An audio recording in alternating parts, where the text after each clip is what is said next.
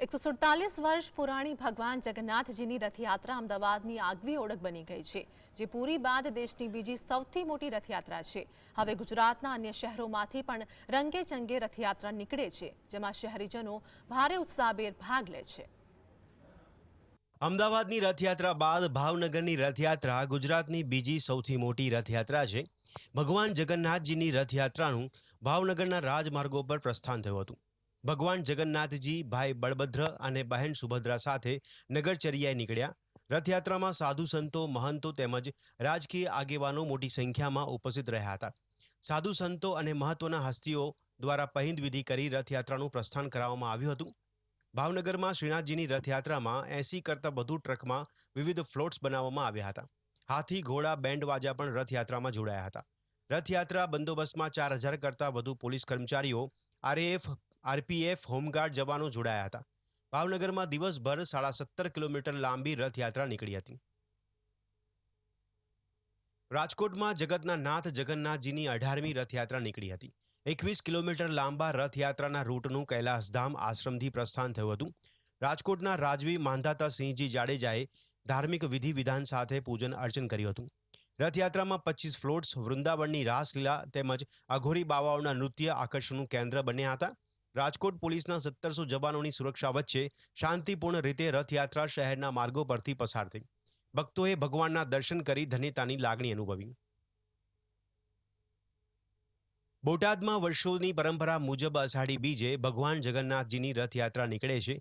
ગિરનારી આશ્રમથી જય રણછોડ માખણચોરના નાદથી રંગે ચંગે રથયાત્રા નીકળી। સંતો, મહંતો અને નગરજનોની હાજરીમાં રથયાત્રાનું ભવ્ય આયોજન કરાયું। વહાલાને વધાવવા શહેરીજનોમાં ભારે ઉત્સાહ જોવા મળ્યો। રથયાત્રામાં વિવિધ પ્રકારના આકર્ષણ જમાવતા ફ્લોટ તેમજ રાસ મંડળીઓએ આકર્ષણ જમાવ્યું। ડીજેના તાલે યુવાધન હિલ્લોળે ચડ્યું હતું। યાત્રાધામ શામળાજીમાં ભગવાન શામળિયાની રથયાત્રા વાસ્તે ગાસ્તે નીકળી।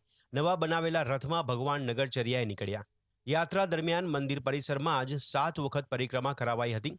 શામળિયાને પણ વિશેષ સાજ શણગાર કરાયા હતા। ભક્તોને મગ અને જાંબુનો પ્રસાદ વહેંચવામાં આવ્યો હતો। ભક્તો રથયાત્રામાં જોડાઈને ભગવાનના દર્શન કરી પોતાને ધન્ય માનતા હતા।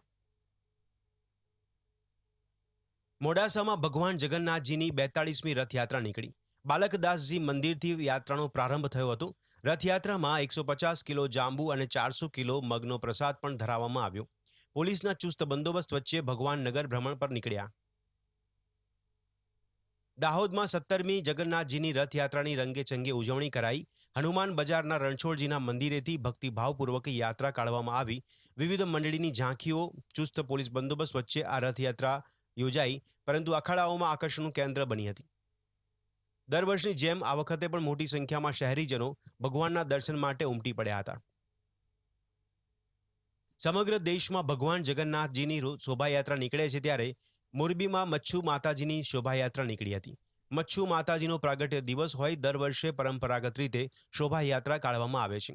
મહેન્દ્રપરા પાસે આવેલ મચ્છુ માતાજીના મંદિરેથી યાત્રાનો પ્રારંભ થયો હતો। શહેરના મુખ્ય માર્ગો પર ફરી શોભાયાત્રા દરબારગઢ પાસે આવેલ મચ્છુ માતાજીના મંદિર ખાતે પૂર્ણ થઈ હતી, જેમાં સૌરાષ્ટ્રભરમાંથી માતાજીના ભક્તો જોડાયા હતા।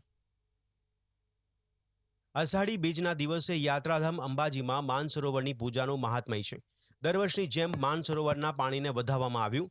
અંબાજી મંદિરના ભટ્ટજી મહારાજ દ્વારા વરુણદેવનું આહવાન અને પૂજન કરાયું। સારો વરસાદ થાય તે માટે આ પૂજન થાય છે।